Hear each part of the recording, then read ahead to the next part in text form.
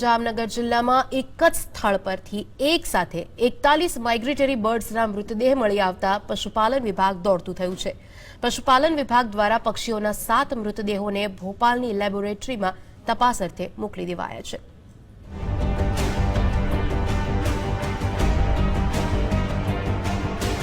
અમદાવાદમાં bird ફ્લૂના positive report આવ્યા બાદ રાજ્યનો પશુપાલન વિભાગ અને વન વિભાગ માઇગ્રેટરી બર્ડ્સની ગતિવિધિ પર નજર રાખી રહ્યા છે।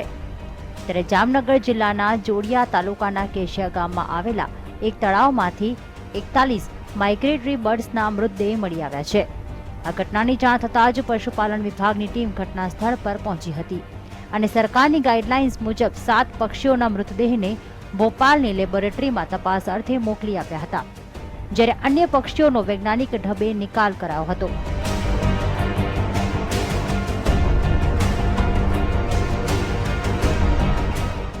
તો કુલ 41 પક્ષીઓના મૃત્યુ થયેલ હતા।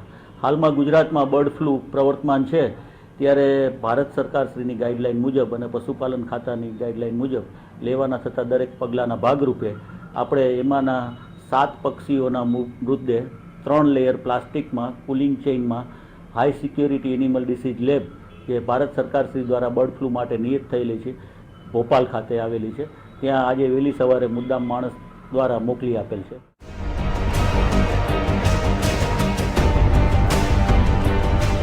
પશુપાલન વિભાગ દ્વારા 41 પક્ષીઓના મોત બાદ જે તળાવમાંથી મૃતદેહો મળ્યા છે તે તળાવના પાણીના ઉપયોગ પર પ્રતિબંધ મૂકવામાં આવ્યો છે।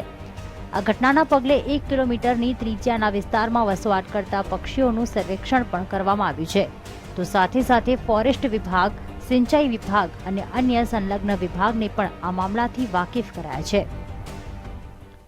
હાલમાં લેબોરેટરીનું પરિણામ અવેટેડ છે, છતાં આપણે બર્ડ ફ્લૂ પોઝિટિવ આવે અને જે પગલાં લેવાના હોય તે જ રીતે પગલાંઓ લઈ રહ્યા છીએ। જે જગ્યા છે તેની 1 કિલોમીટરની ત્રિજ્યામાં દરેક પક્ષીઓનું સર્વેક્ષણ હાલ ગઈકાલે પૂરું થયું અને જો પોઝિટિવ આવશે તો 10 કિલોમીટરની ત્રિજ્યામાં આવેલા તમામ પક્ષીઓનું સર્વેક્ષણ કરવામાં આવશે।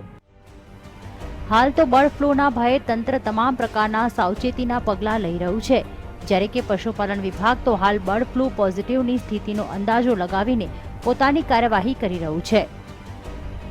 ભરત ચૌહાણ, GSTV, જામનગર।